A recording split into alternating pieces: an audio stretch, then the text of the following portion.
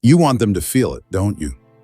The pain, the regret, the weight of what they did. You want them to wake up one day and finally realize how badly they hurt you. To see your name and feel a sharp, electric stab of guilt. To look at your life now and wish they never walked away. Let's be honest, you've imagined it. The text message that never comes, the apology delivered too late, the look on their face when they see how far you've come without them. This isn't weakness, it's human, but it's also dangerous, because what you think is desire for justice is actually a trap disguised as purpose. It promises peace, but it keeps you tethered to the wound. Let's go deeper. Why does revenge feel so necessary? Biologically, it makes sense. Your brain, especially the amygdala, is wired for survival. When someone hurts you, betrays, humiliates, disrespects, you go into threat response. Adrenaline spikes, dopamine gets involved. Your entire system starts craving closure in the form of balance. They hurt me. I hurt them. Now we're even. Except it never really works like that, because emotional pain isn't math, it's memory, and memory doesn't care about even. Memory just replays the hurt, over and over, until it becomes a movie you can't turn off. Revenge feels like it will end the pain, but most of the time, it extends it. And here's the paradox. When you plot revenge, you're still letting them control you. They still get to decide how your story unfolds, because everything you do is a reaction to them. Think about that. You're shaping your energy, your time, your decisions, not based on what you want, but based on what you want them to feel. That's not power, that's possession. You're not living forward, you're living toward them. There's a quote often attributed to Marcus Aurelius: "The best revenge is to be unlike him who performed the injury." What does that mean? It means the greatest triumph isn't when you make them feel pain. It's when you no longer need them to, because that's when you finally step out of the loop of blame, the loop of imagined conversations, the loop of if only they could see what they did. You don't rise to show them, you rise so you never have to think about them again. Let's talk about the difference between revenge, justice, and healing. Revenge is ego's response. It says, I must hurt you so I can feel powerful again. Justice is the world's response. It says, you broke a code. There's a consequence. Healing is your soul's response. It says, I won't carry your actions into my future. Revenge looks backward. Justice looks outward. Healing looks inward. And if you want to build a life that doesn't echo with the sound of someone else's cruelty, then healing is the only one that sets you free. Now here's where it gets really dangerous. There's a form of revenge that wears a noble mask. We don't call it revenge, we call it a motivation. You know the one. I'm gonna succeed so hard, they'll regret ever leaving me. One day they'll scroll past my name and choke on it. I'll be so powerful they'll wish they treated me better. And it works, kind of. It gets you out of bed. It fuels the early mornings, the grind, the glow up. But here's the catch. You're still letting them define the direction of your life. You're still measuring your worth in the currency of their regret. And if your life is built to prove something to them, then your power is still tied to their perception. That's not freedom. That's obsession dressed up as success. Let me tell you a story. There was a woman, let's call her Claire. Claire got left behind, ghosted, betrayed, all of it, and for 2 years she let it eat her alive. Then she started building her body, her business, her circle. People called it revenge, but she said something different. She said it stopped being about them the day I stopped hoping they'd notice. That's when it shifted. Not when she got stronger, but when she got afraid. And that's the line between revenge and transcendence. So ask yourself, is this growth or is this a performance? Is your silence peaceful or weaponized? Is your discipline for you, or are you still hoping they see it? These are hard questions, but they free you, because sometimes what looks like strength is just control in disguise, and what looks like forgiveness is just fatigue. But real healing is when you no longer need anything from them, not their apology, not their guilt, not even their awareness. You don't need them to know you're doing better. You just do better. So here's the truth. You don't have to prove your pain by projecting it. You don't have to prove your power by punishing anyone. You don't have to prove anything at all. You are not what they did. You are who you choose to become in response to it. And the person who chooses peace over performance, presence over petty victory, that person is untouchable. Let's define something clearly. Untouchable doesn't mean you're numb. It means you've stopped giving people access to the places they used to wound. It's not that you don't feel, it's that you've stopped outsourcing your emotions to people who misuse them. You've built something stronger than revenge, stronger than silence, stronger than closure. You've built sovereignty, but let's be honest, becoming untouchable isn't glamorous. It's not sexy. It's not even visible to most people, because you don't post about it. You don't brag about it. You don't weaponize it. You just wake up one day and realize, I don't react the way I used to. They don't live in my head anymore. My life doesn't orbit their shadow. That's the first sign you're not chasing, you're not performing, you're not proving, you're living. And that is untouchable. Let's break this down. There are 3 internal powers that make you emotionally untouchable.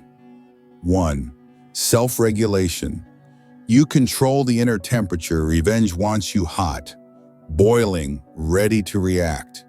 But regulation says, I choose when and how I feel. It's not about being cold. It's about being composed. It's when someone disrespects you, and instead of exploding or collapsing, you just decide not to engage.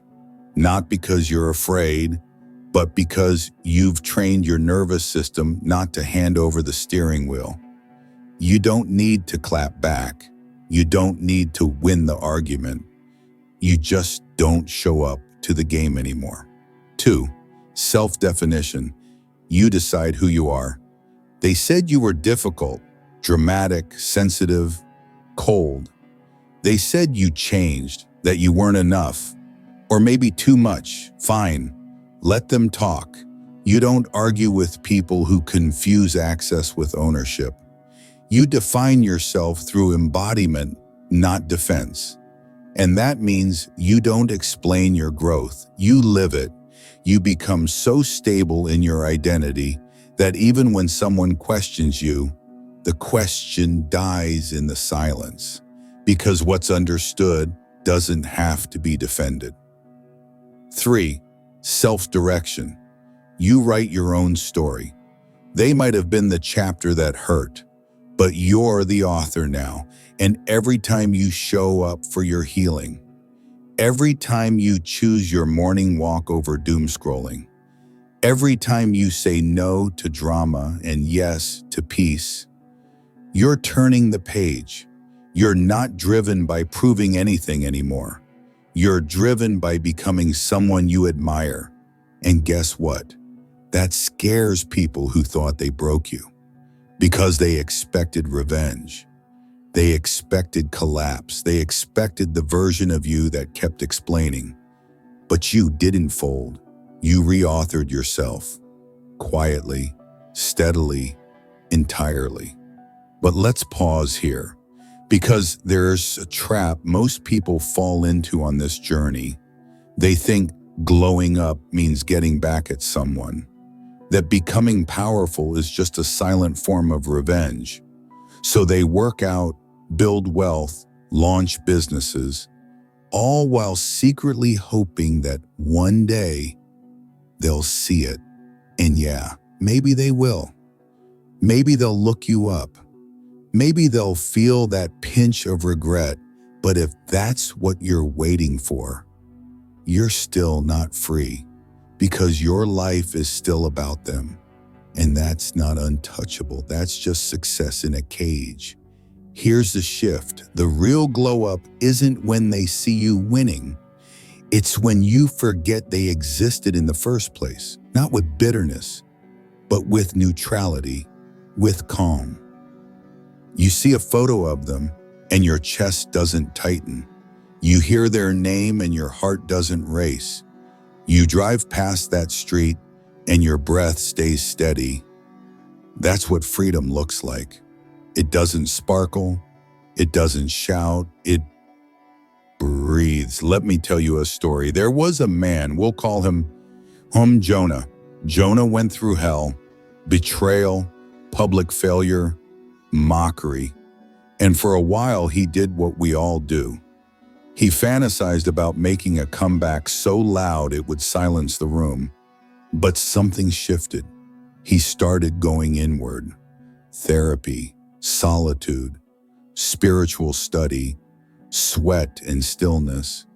He didn't post his progress. He didn't tell anyone. Years later, he bumped into someone who hurt him deeply. They looked surprised. "You seem different," they said. "What happened?" And Jonah just smiled and said, "I stopped needing you to understand."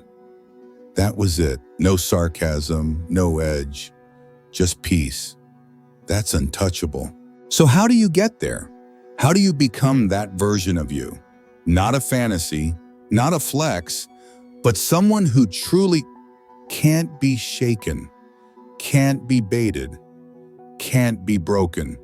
Start here. 1. Audit who still has emotional access. Ask yourself, who can still ruin my day with a sentence? Those people? They don't belong in your front row. Move their seat. Silence their voice. Unplug their microphone. Stop performing strength. Start practicing it. Don't post it. Don't announce it. Don't preach it. Just do it. Wake up early. Make your bed. Honor your word. Not because it proves anything, but because it builds the version of you that doesn't need revenge anymore. 3. Forgive strategically, not sentimentally. Forgiveness isn't always about reconciliation. It's sometimes about reclamation. You forgive to get your mind back, not to welcome them in. That's power. In the end, here's the real truth. You don't need to outshine them. You don't need to outwork them. You don't need to outgrow them. You just need to out-evolve the version of yourself that once needed their validation. That's how you become untouchable, not through resistance, but through release, not through domination, but through direction, not by rising to be seen, but by rising to be free. Let's talk about closure. You've been taught it comes from them, from that final apology, from that perfect conversation, from finally getting to say, "You hurt me and you need to know." But what if they never say sorry? What if they don't get it? What if they rewrite history to feel better about themselves? What then? Are you stuck?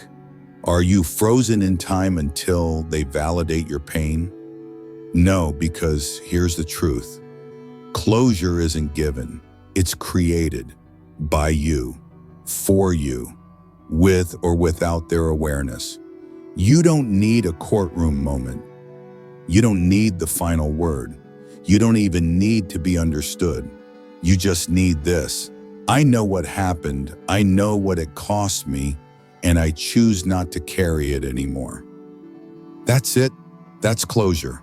But let's be honest, it's not that simple. You'll still want to tell your story, still want to explain, still want to make sure they know just how much it hurt. That's the echo of your dignity asking to be seen. But guess what? You can validate yourself. You can close the loop. You can say, I don't need them to name the pain for me to move on from it, because you're not healing for them to see it. You're healing so you don't have to keep living inside it. Forgiveness is often misunderstood.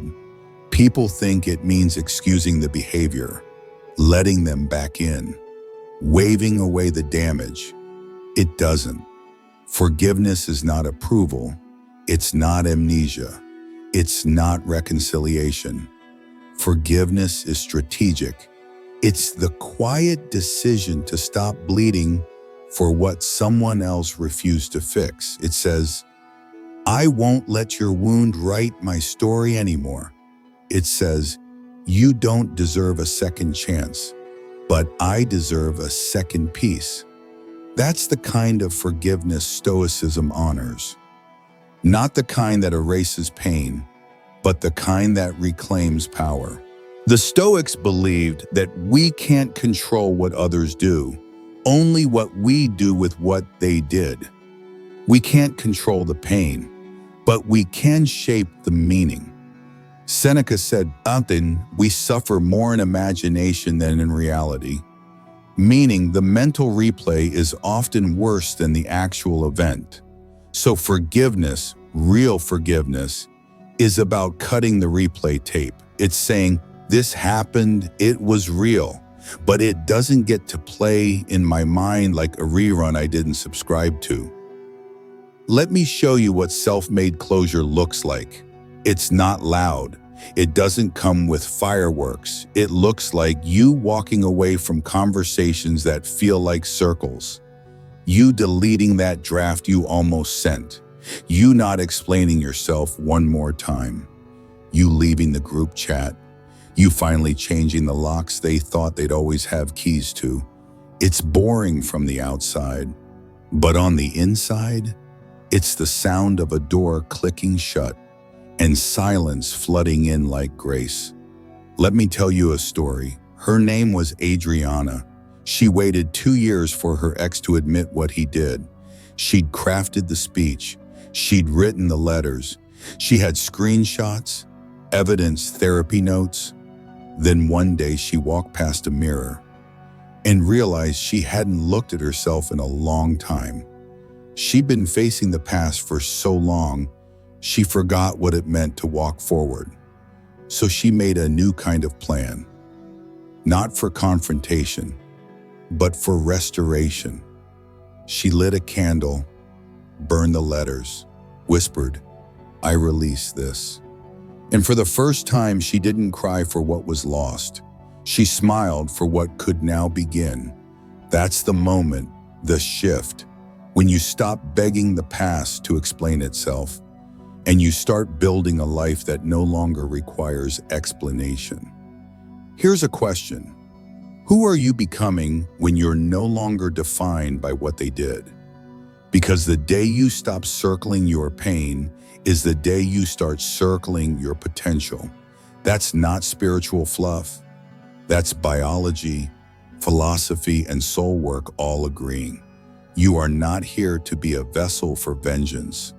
You are here to be a steward of your evolution. And yes, there will still be moments. Moments when the memories sting, when the ghost of their words echo in your chest, when healing feels like grief in disguise. That's okay, you're not doing it wrong. You're doing it real, because healing isn't erasing the past, it's just finally putting it behind you. So let me leave you with this. You don't need revenge. You need rest. You don't need justice from their lips. You need peace in your bones. You don't need closure from their apology. You need freedom from their story. And the moment you decide they don't get to live rent-free in my mind anymore, that's the moment you win. Not with noise, but with stillness. Not with triumph, but with transcendence. The best revenge, it's not silence. It's not success. It's not indifference. It's simply this: a life so full, so grounded, so whole, that even your pain forgets where it used to live.